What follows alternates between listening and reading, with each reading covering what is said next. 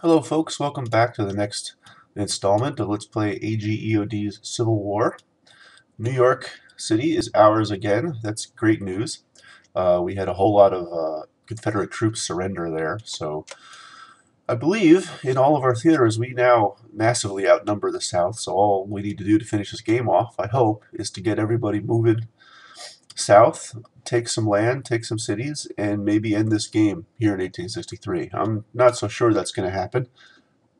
It's the middle of summer already, and I can't quite attack yet. I have 3 corps here in New York, and I got to get them moving down to the front, but we have some busted railroads. So I'm going to have all 3 corps fix the railroads in New York City. I'm sending this cavalry off to fix the railroad in Newark, and once everything's fixed, we'll railroad these guys down here as fast as we can and get moving. So that's the plan there. Here in our main front, things are going to stay as they are for the moment. I have a couple of brigades and some support units and some decent generals. This 2-star is just a 3-1-1, but I'm having them move off here to Kentucky because I'm raising another corps here in the Midwest to add to my forces in Kentucky, and these guys will bolster that. And let's see if I can't have Kearny chase Robert E. Lee a little bit more. I'll leave my defenses here in Alexandria and stuff in place for now. So the goal here is to get these 3 corps up here in New York, moving down here to the front as fast as we can get them. Here in Kentucky, let's see. We have this railroad being fixed here above Lexington. Let's get some sort of a decent garrison to Lexington. We'll keep Thomas moving down, and let's get Pope moving down towards Bowling Green. So hopefully we can take Bowling Green in a couple turns. Missouri, not much going on. Van Dorn is still running around. I don't know what the AI has in mind for him. Let's see, Blunt is still not active. I'll leave him be. And now, let's see, Fort Smith is being besieged. We might lose that. I'm not terribly concerned about it. And finally, down here in Mississippi, let's get things organized here. We have Lyon finally on dry ground. Let's get him to Jackson where he can rest up. I'll move Shields to Vicksburg and have him dig in there. Let's get Gerson in Jackson and Wilder in Jackson. We'll get all those troops rested up. There seems to be some small force here just outside Jackson. Let's see what they do.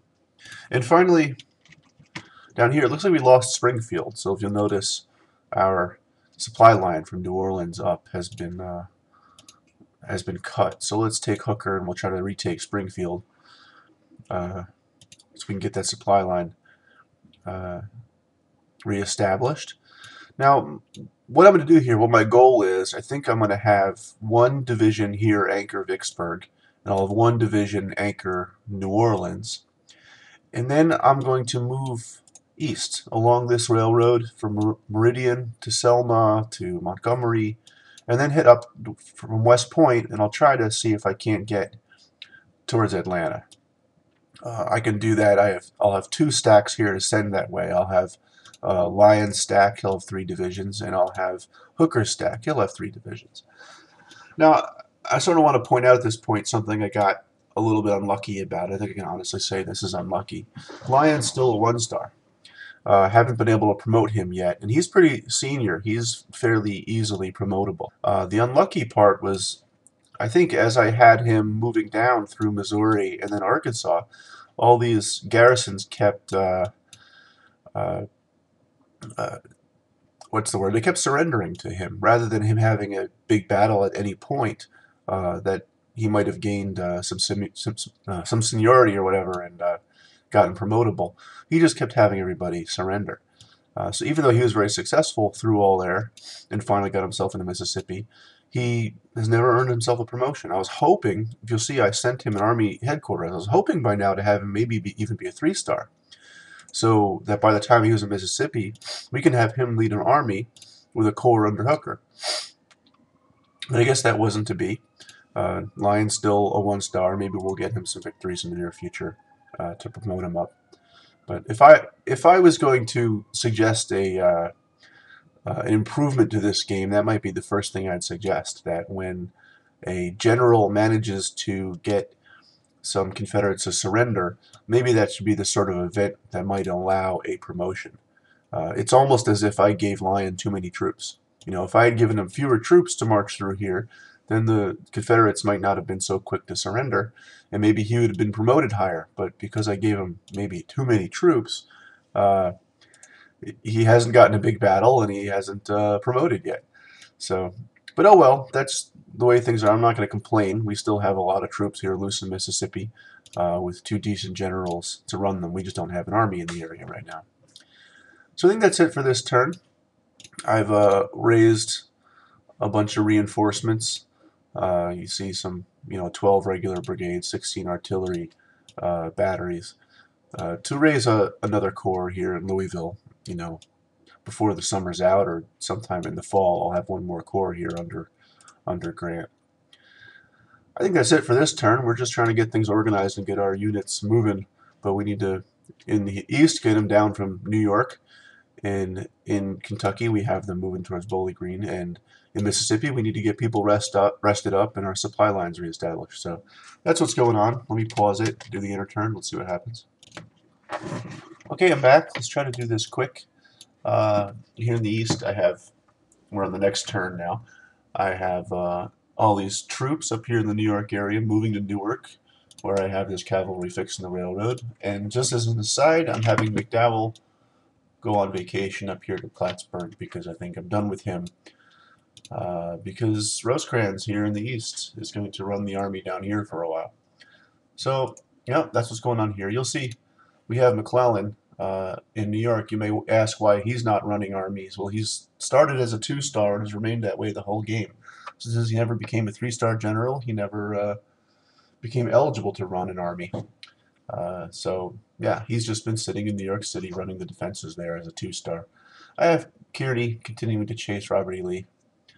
So, let's see. In Kentucky, we have some of the troops I raised heading in towards Louisville. Looks like here in this region we have the railroad fixed.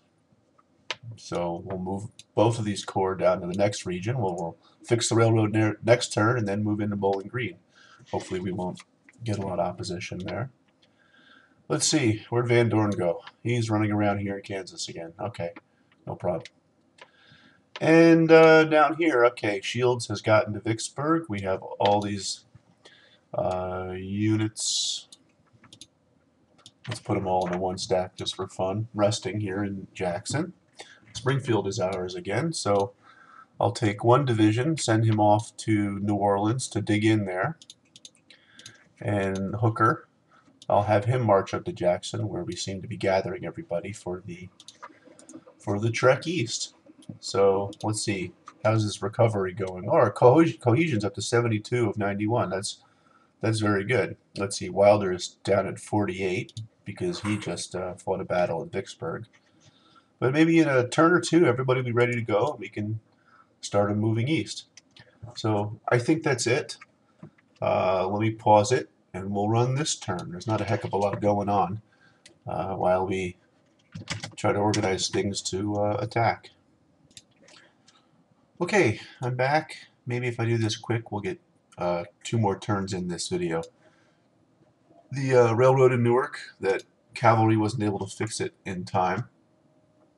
So I have a lot of units from New York fixing the rail in Newark. Next turn, when that's fixed, they're all coming down here to attack towards Fredericksburg or Charlottesville or something.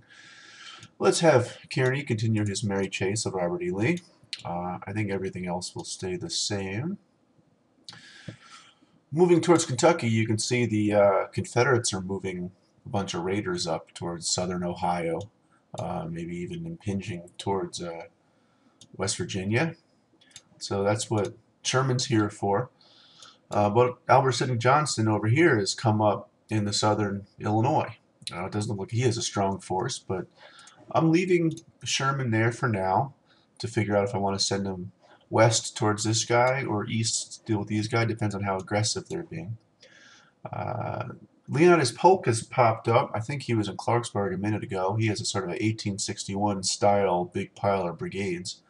Um, so it sort of looks maybe division strength to me, give or take.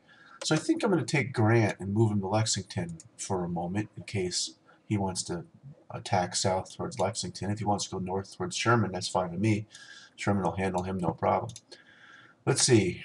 There's a division in Bowling Green. We have 8 divisions outside Bowling Green, so we should be able to handle that. Let's first give these guys a break and fix the railroad there, and we'll probably attack next turn. Let's see what Van Dorn's up to. I can't find him. He's running around there somewhere. Finally, down here in Mississippi, we've getting things together. We have our 1 division anchoring New Orleans, 1 division anchoring Vicksburg. Everybody else here. Hooker's 2 divisions are fully rested. Lyon's guys are in great shape. So let's get things organized.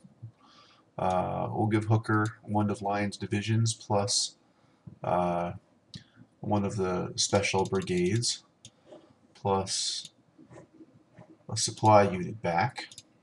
So there you go. Let's start these guys moving east. I don't see why not. Let's move Hooker to this region and Lyon to this region. We'll get him off rest mode. That way we'll start controlling this railroad and maybe we'll be heading towards Meridian soon. I think that's it. Let me pause it and we'll do the inner turn. And we're running long on time. Maybe we won't get one more turn in. We'll see. Well, unfortunately, Polk's men slaughtered the small garrison I had in Lexington. If you remember, I have Grant heading that way, but Grant only has 1 division. So hopefully they don't actually get into a big battle because I'm afraid Grant's outnumbered. Let's find out in a sec.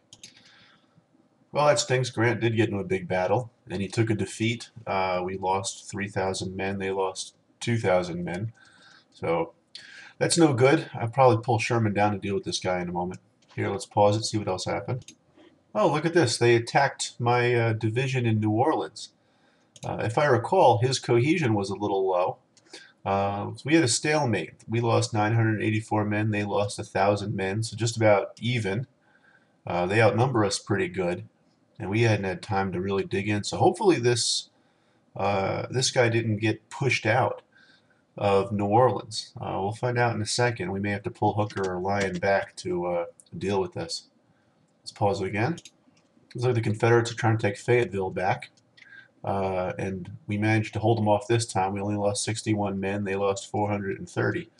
So that's good. We may lose Fayetteville soon. I don't know, but that's okay with me. Okay, so here we are the next turn. Let's recap very quickly. We finally are clear to get these corps down here into Virginia. Robert E. Lee is making a nuisance of himself, but we know he only has a couple thousand troops. The Confederates have a whole bunch of units loose in Ohio. Sherman's going to have to deal with that. And we've lost Lexington.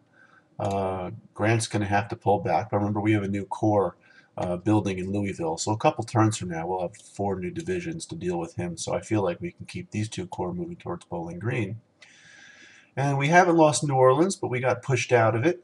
So the small unit I have there defending is being besieged. So we're going to have to pull one of these 2 guys down to deal with that. So this is a little messy right now, but nothing we can't handle. Thanks for watching. I'll see you next time.